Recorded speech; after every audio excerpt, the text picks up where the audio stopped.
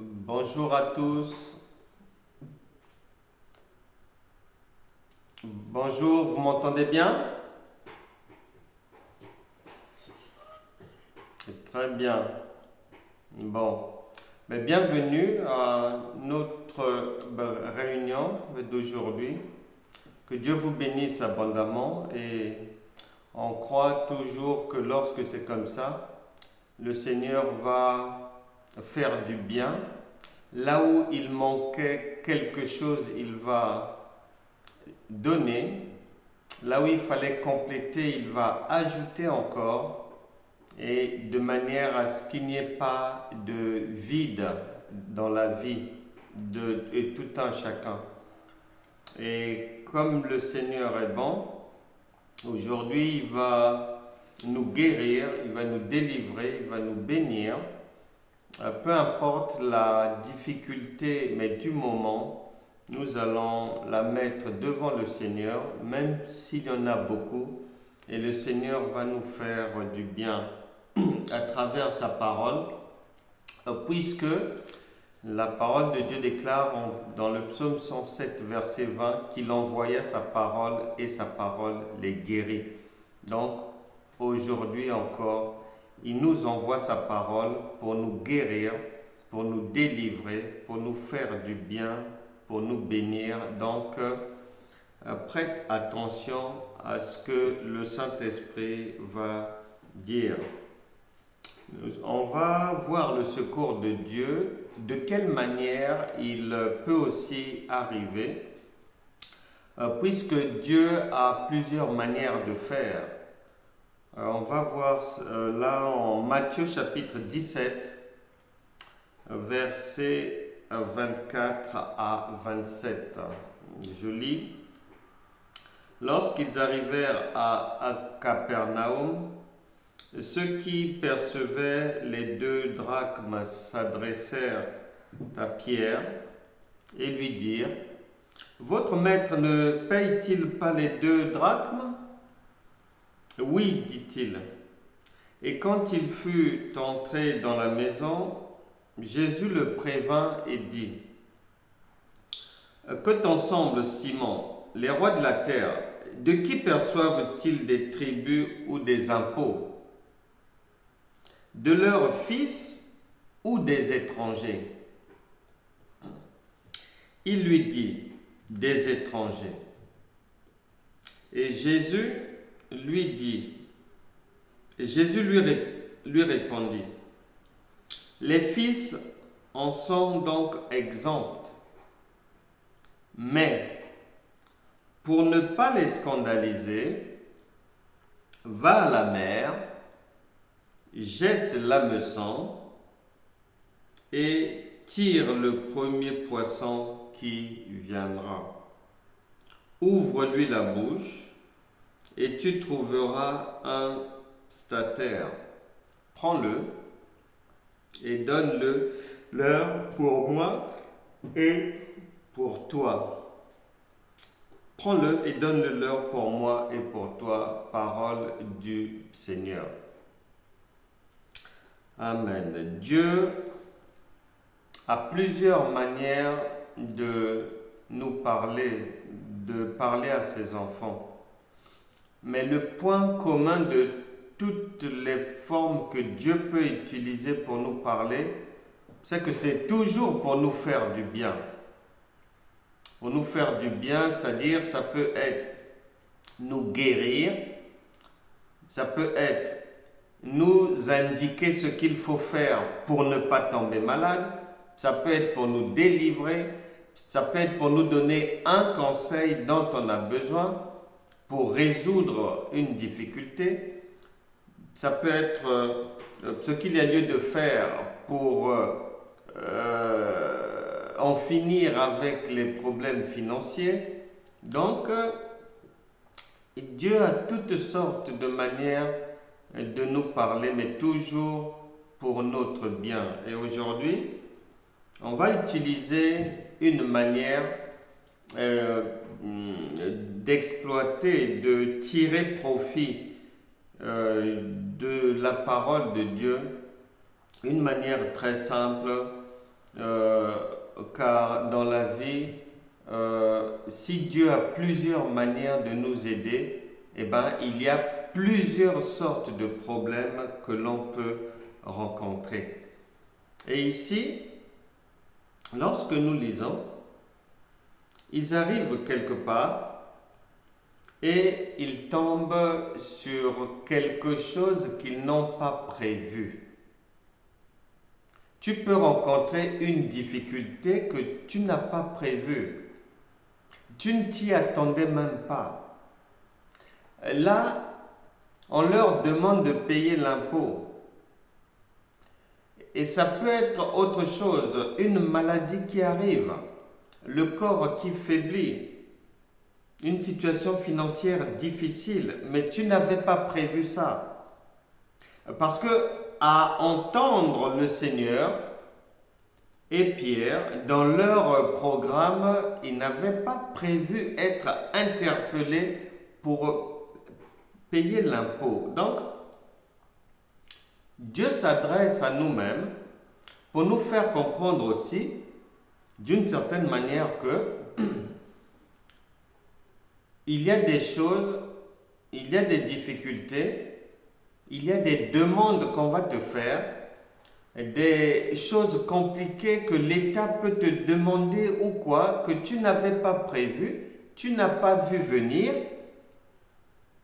mais suis bien la réaction du Seigneur Jésus, car il est maintenant en toi par le Saint-Esprit pour te permettre, toi aussi, de sortir de toutes sortes de difficultés imprévues. Tu n'avais pas prévu, tu ne savais même pas que ça allait arriver. Et le problème te tombe sur la tête. Et eux, ils n'ont pas fui. Et tu vois bien qu'ils n'ont pas pleuré. Et tu vois bien qu'ils n'ont pas commencé à crier à droite, crier à gauche, non. Ils sont arrivés quelque part, ils allaient pour une mission donnée et des gens de l'État leur tombent dessus qu'il faut payer l'impôt. Mais ils n'ont pas fui. Mais c'est peut-être ton cas. Peut-être que l'État te réclame des choses. Peut-être que c'est la maladie qui est arrivée. Tu n'avais pas prévu ça comme ça. Et tu n'as même rien fait pour que la maladie arrive. Mais quelqu'un qui fume encore, si un cancer des poumons arrive, d'une manière ou d'une autre, ça ne va surprendre personne. Mais il arrive aussi des problèmes qui, tu ne sais pas, ça sort d'où. Et la situation change. Et le problème est là, il faut le résoudre. Et donc, sache que les problèmes peuvent arriver dans la vie. Ce n'est pas parce qu'on est enfant de Dieu que cela veut dire que on n'aura plus des situations à gérer. Mais déjà, les enfants, il faut les gérer. Il y a les enfants, il y a les papiers, il y a les impôts, il y a ceci, il y a cela. Donc, il y a quand même des choses qui seront toujours là et on devra toujours faire face à ces choses-là. Et on ne doit pas pleurer parce que là, le Seigneur nous montre la marche à suivre face à un problème qui nous surprend, qui arrive brutalement. Ici, ils ne pleurent pas. Ici, ils ne sont pas allés se plaindre quelque part. Ici, ils n'ont pas fui. Ici, ils ne se sont pas précipités à prendre des feuilles pour vite faire des programmes de prière et de jeûne. Non. On leur a posé le problème. Ils sont restés calmes. On leur a réclamé quelque chose. Mais tu constateras bien que c'est peut-être ce que tu vis aussi. Ou des choses qui peuvent arriver à n'importe quel moment. Non seulement le problème arrive alors que tu ne t'y attends pas. Eux, ils ne s'y attendaient pas.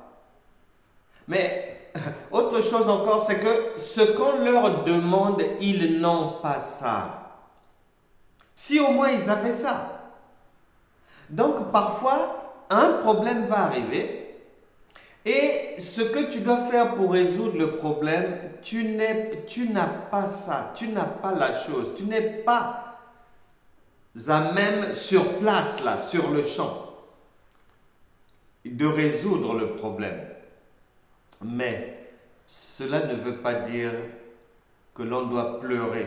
Cela ne veut pas dire que Dieu n'est plus là. La Bible déclare que les ténèbres, c'est-à-dire les difficultés, les problèmes, les épreuves, ça ne va pas, ne régneront pas toujours. Donc ils peuvent arriver, mais on est tenu d'y faire face car même les païens font face, affrontent les mêmes problèmes que nous. Et nous avons l'avantage, lorsqu'on a Dieu, on a beaucoup plus de chances de sortir du problème plus facilement. Plus facilement. Et ici, il est dit, verset 25, deuxième partie. Les rois de la terre, de qui perçoivent-ils des tribus ou des impôts? De leurs fils ou des étrangers? Souviens-toi bien, ici, il est dit, on pose la question, qui normalement paye? Est-ce que c'est l'enfant de la maison ou c'est l'enfant qui n'est pas de la maison? Et souviens-toi aussi, il est dit dans la parole de Dieu que nous sommes dans ce monde, mais nous ne sommes pas de ce monde. Donc, les difficultés qui arrivent, les maladies, les douleurs qui peuvent arriver dans la vie, nous ne sommes pas rattachés à ça. Ce n'est pas notre vie puisque nous avons une nouvelle vie en Christ. Et dans la vie en Christ, elle est faite d'abondance. Elle est faite de repos. C'est une vie de repos. Donc, nous n'avons pas à souffrir. Un enfant, pour manger la nourriture préparée par sa maman, il n'a pas besoin de payer. Il n'a pas besoin de donner un impôt à sa maman, non. Donc, troisième point que l'on doit retenir, c'est que le problème qui arrive, la maladie qui est diagnostiquée, les sommes qui sont réclamées, les difficultés qui sont là, notre nouvelle nature en Christ nous met à l'abri de cela. Donc, ce qui veut dire que on n'est pas tenu de rester dans le problème. C'est-à-dire que lorsqu'on reçoit le Saint-Esprit, obligatoirement, le Saint-Esprit est là pour te sortir de la difficulté, obligatoirement. Et le Saint-Esprit ne va pas être en toi, ne va pas être avec toi et te laisser dans le problème, dans la maladie. Non. La Bible déclare, Évangile de Jean chapitre 9 verset 31, que Dieu n'exauce pas les pécheurs. Romains chapitre 6 verset 23, le salaire du péché, c'est la mort. Or, tout enfant de Dieu ne pêche pas, tout enfant de Dieu ne mène pas une vie de péché. Donc, ce qui veut dire que la mort la mort, c'est-à-dire le manque, les douleurs, les maladies et tout, ce ne sont pas des choses prévues pour les enfants de Dieu, mais pour ceux qui sont étrangers à la vie de Dieu, pour ceux qui ne connaissent pas Dieu, pour ceux qui désobéissent à la parole de Dieu. Ce sont ceux-là que le malin peut toucher. 1 Jean chapitre 5 verset 18, celui qui est né de Dieu ne pêche pas, il se préserve du mal et le malin ne peut le toucher. Si le malin ne peut pas toucher un enfant de Dieu, cela veut dire qu'il peut toucher celui qui n'est pas enfant de Dieu et qui vit dans le péché. Donc, tu n'es pas appelé à demeurer dans la difficulté. La maladie, ce n'est pas pour toi. Les insomnies, ce n'est pas pour toi. Les épilepsies, ce n'est ni pour toi, ni pour ton mari. Les mauvaises choses, le mépris des autres, la violence, le trouble, la perturbation de la vie, toutes ces choses-là, ce n'est pas pour toi. Les attaques démoniaques de jour, de nuit, ce n'est pas pour toi, c'est pour les étrangers, pour les gens qui ne connaissent pas Dieu. Et si tu vis encore ces choses, lorsque nous allons prier aujourd'hui, ces choses vont partir. À toi de bien suivre ce que Dieu dit, le conseil de Dieu, tous les points que le Saint-Esprit nous permet de relever et de bien les garder en tête. Tu n'es pas appelé à vivre cette vie-là. Non. La Bible déclare, 2 Corinthiens chapitre 5 verset 17, que si quelqu'un est en Christ, il est une nouvelle créature. Les choses anciennes sont passées et toutes choses sont devenues nouvelles. Et ici, il est dit que le Seigneur Jésus n'est pas resté les bras croisés. Les autres aussi ne sont pas restés les bras croisés, puisqu'il y a une difficulté, il y a un problème.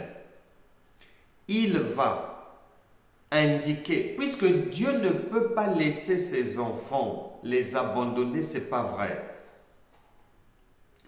Tu vas recevoir le secours de Dieu. Tu vas obligatoirement sortir de la maladie. La Bible déclare, si tu crois, tu verras la gloire de Dieu. Crois seulement, tu ne vas pas rester dans cette difficulté. Et ici, tu vas voir, face au problème, ils ne sont pas restés les bras croisés. Et le Seigneur Jésus va donner des indications. C'est ce qui nous arrive lorsqu'un problème nous arrive. Obligatoirement, le Saint-Esprit te dira quoi faire. Il te donnera le conseil. Si c'est un problème dans lequel il faut que tu ailles parler, il va te dire de parler. Si tu dois te taire, il te dira de te taire. Si tu dois aller voir l'administration, faire un dossier, il te le dira. Et si ce sont des problèmes financiers, pour y faire face dans l'immédiat, il va te donner un conseil. Si tu as même quelque chose dans la maison à vendre, vends d'abord pour résoudre ce problème-là. Si tu as des choses que tu peux vendre, dont tu ne te sers plus, ou bien tu en as en double, en triple, vends-les pour résoudre le problème financier, pour éponger les dettes, pour résoudre les problèmes financiers. Beaucoup d'enfants de Dieu sont des rêveurs.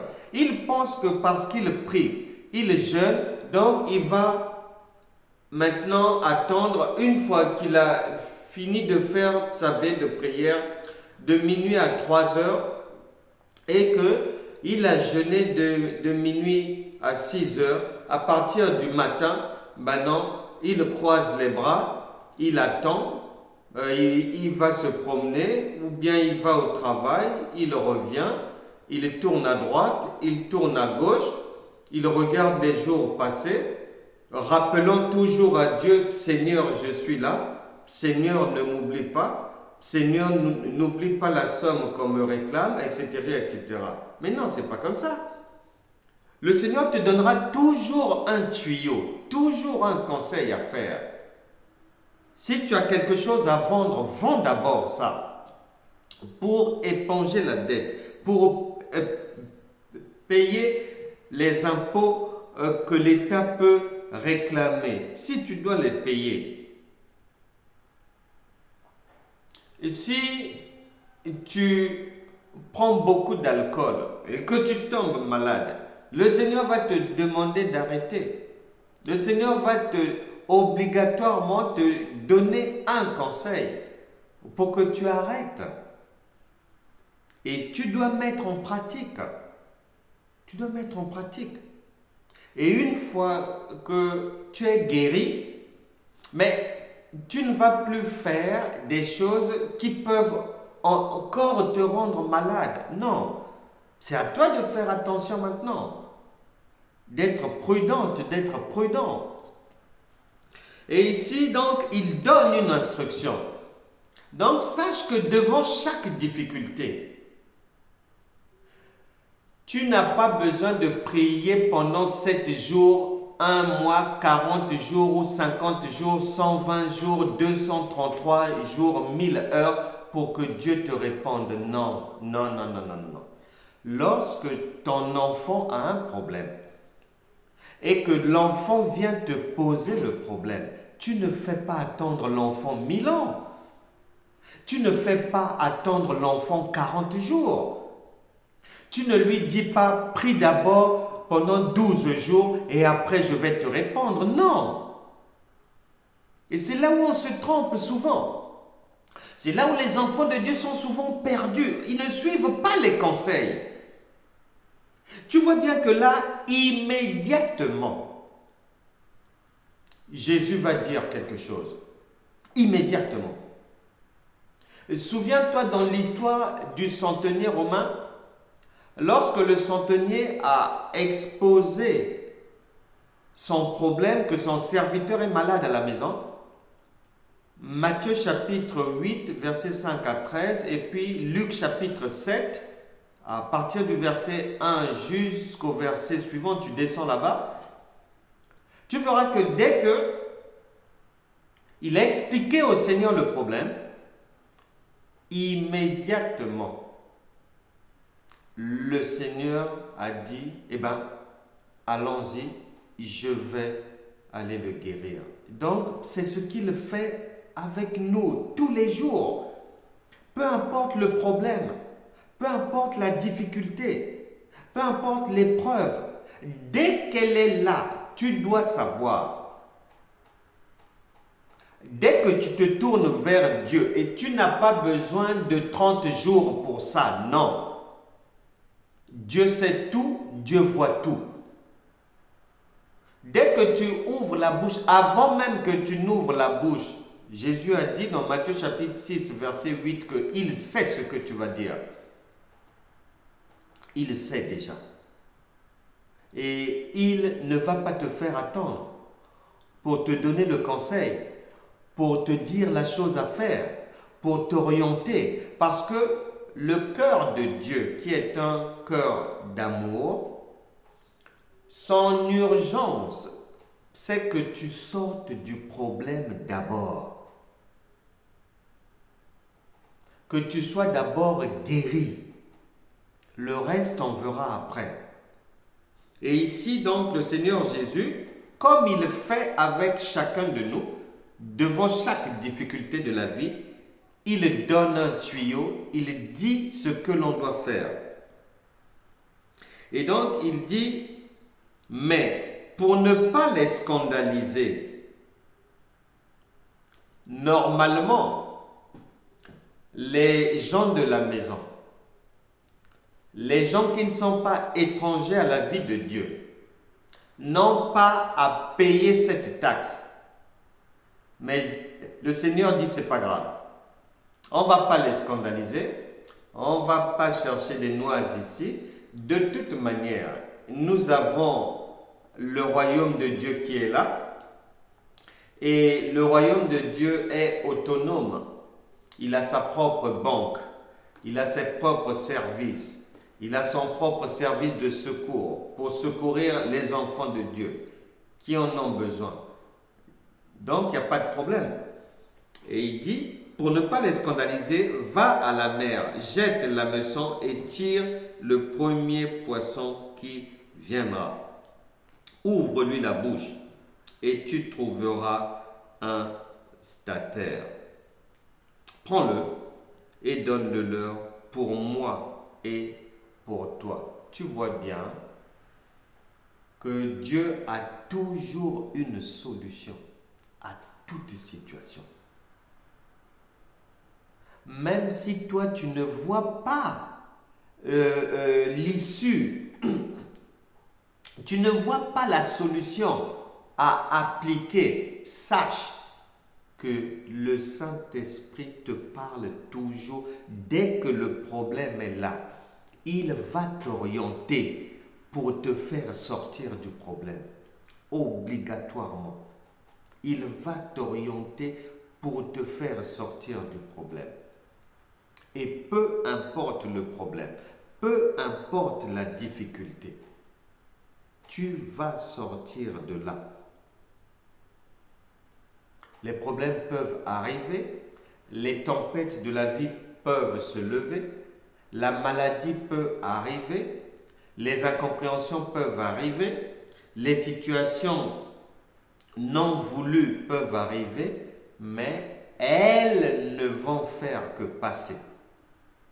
Elles ne sont pas admises, elles ne sont pas appelées à venir demeurer dans ton corps, à venir demeurer chez toi, dans ta maison, dans ta famille, dans les vies de tes enfants. Non.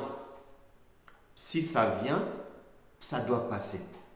Et le Saint-Esprit est là pour nous aider toujours, pour nous éclairer. Et là, il indique à Pierre ce qu'il y a lieu de faire pour que l'argent qui est demandé puisse être trouvé.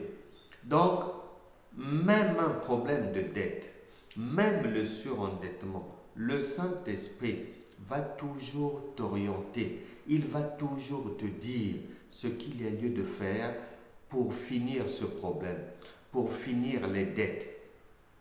Dans le monde, on dit « aide-toi toi-même et le ciel t'aidera ». C'est comme ce que la parole dit. Il faut d'abord mettre en pratique ce que Dieu dit, son conseil, et le secours de Dieu. Le Saint-Esprit, sa part est toujours devant. Sa part t'attend devant, pas derrière. Pas derrière. Et il y a toujours quelque chose à faire. Ou bien arrêter la violence, ou bien arrêter d'être impoli, ou bien vendre quelque chose ou des choses, ou bien aller quelque part, faire une démarche, demander des documents. Il y a toujours quelque chose à faire pour sortir du problème. Arrêter l'alcool, arrêter le tabac, arrêter l'adultère, arrêter les provocations. Il y a toujours une instruction que le Seigneur va donner. Et peu importe la maladie, chacun va sortir de la maladie aujourd'hui. Et tu vas constater que le Seigneur dit, prends-le et donne-le leur pour moi et pour toi. La provision divine, elle ne doit pas se limiter à toi. Dieu ne pourvoit pas pour que ça se limite à toi, non. Beaucoup d'enfants de Dieu se retrouvent encore dans des problèmes parce que parfois Dieu a béni, mais la personne n'a pas compris que cette bénédiction, pour qu'elle amplifie, pour qu'elle continue à être envoyée par le royaume de Dieu, il faut qu'elle puisse aussi aller vers d'autres personnes, aider à droite, à gauche. C'est comme le fleuve. Il doit couler.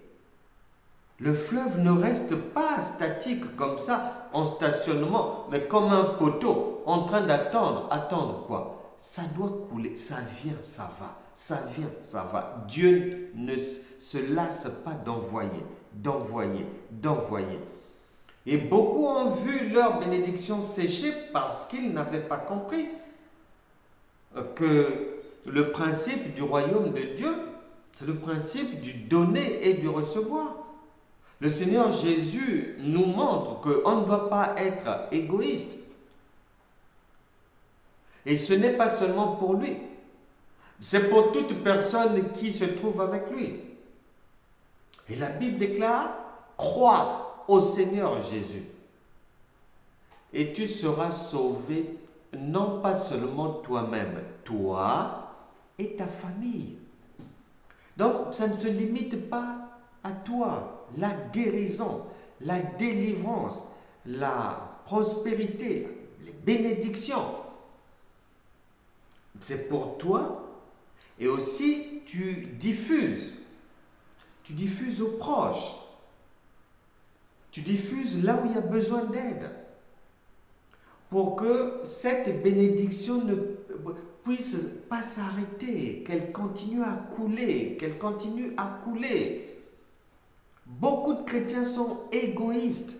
Beaucoup de chrétiens sont avares. Beaucoup de chrétiens sont... C'est-à-dire, il n'y a que. Les autres n'existent pas. Et d'ailleurs, même lorsqu'ils écoutent la parole de Dieu, eux sont saints. C'est toujours pour les autres. Ils écoutent, mais ils ont toujours une photo de quelqu'un dans la tête. Ah, ça là, la colère. Oui, ça c'est sœur Olga. L'alcool. Oui, ça c'est Michel, ça. L'impolitesse. Oh, c'est Patrick, c'est le frère Patrick. C'est comme s'il connaît leur vie. Oui, non, c'est pas comme ça. C'est pas comme ça. La parole, elle est pour tout le monde et sa mise en application, et tout le monde doit, tout enfant de Dieu est tenu de la mettre en application. Et la bénédiction de Dieu, elle suit ce même principe-là du donner et du recevoir. Elle est pour toi, mais elle est aussi pour ton entourage, pour tes proches et pour les gens ou les organismes que tu veux aussi aider. Donc, face à toutes sortes de situations, d'épreuves imprévues, parce que souvent, on a dans la tête le problème qui va arriver. Et on pense que la vie sera toujours comme ça. Que non, je sais que là, dans 2 semaines, il y a telle chose, bon, dans 2 mois, je dois repartir voir le médecin. Donc non, c'est pas seulement comme ça. Il y aura aussi des choses, des rendez-vous, des problèmes, des rencontres qui n'étaient pas prévues. Et si ce sont des choses négatives, que ce soit difficulté ou maladie, il faut y faire face. Et le Seigneur est toujours là avec nous pour nous sortir de toutes sortes de difficultés. Si ce sont les esprits démoniaques aussi, la parole de Dieu a dit que les démons, nous devons les chasser au nom de Jésus. Nous allons prier. Nous n'avons plus à craindre. Nous n'avons plus à avoir peur des problèmes qui nous surprennent. On dormait, on se réveille dans un problème. Non, on n'a pas à avoir peur. Que l'on soit déjà informé à l'avance qu'il y aura telle chose à régler, il y aura telle difficulté dans une semaine, ou que l'on ne soit pas informé, que ce soit quelque chose qui arrive par hasard, une maladie diagnostiquée subitement comme ça, que ce soit un enfant qui a eu un problème qui n'était pas prévu, que ce soit une maladie qui se déclenche dans la maison, peu importe. Que ce soit des dettes qui, au lieu d'être réglées, tu constates que ça augmente encore, ou bien qu'on te demande de régler des choses que tu ne comprends même pas, peu importe, le Seigneur sait. Lorsque il est au-dedans de nous, nous aider par la puissance du Saint-Esprit à résoudre et une difficulté qui était prévue, on savait qu'elle allait venir, et puis à résoudre aussi les difficultés qui n'étaient pas prévues. Tout ça là, pour Dieu, c'est pareil. Ce sont des choses qui doivent passer parce que la parole de Dieu déclare que les ténèbres ne régneront pas toujours. Isaïe chapitre 43, verset 2 dit que les fleuves, c'est-à-dire les difficultés les plus terribles, les plus enracinées, qui te donnent les insomnies les plus accentuées, ces difficultés-là ne vont pas t'emporter.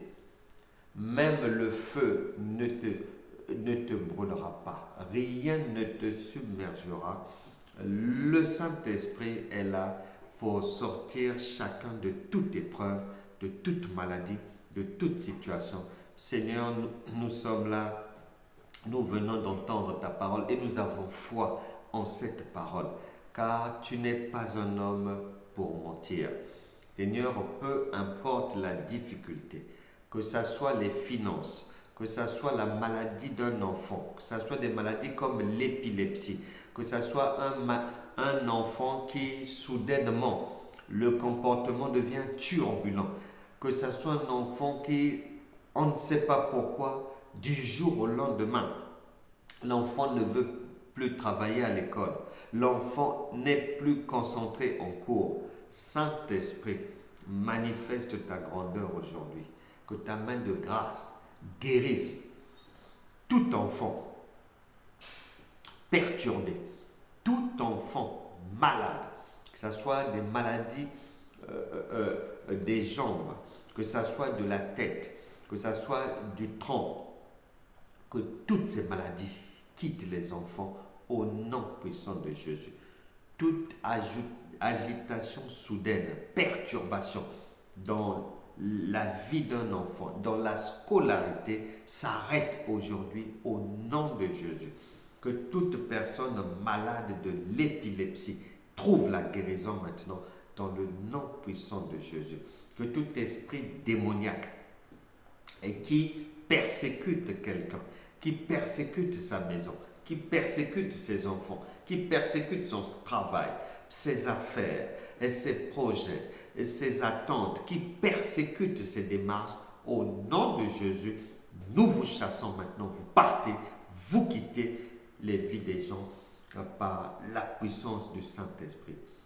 Tout lien des familles, toute malédiction qui tire la vie de quelqu'un toujours en arrière, qui tire la vie financière de quelqu'un toujours en arrière, qui tire la santé de quelqu'un toujours en arrière, qui tire le mariage de quelqu'un en arrière, qui tire les projets de quelqu'un en arrière, nous brisons ces liens, nous brisons ces malédictions au nom puissant de Jésus. Nous disons non aux ténèbres.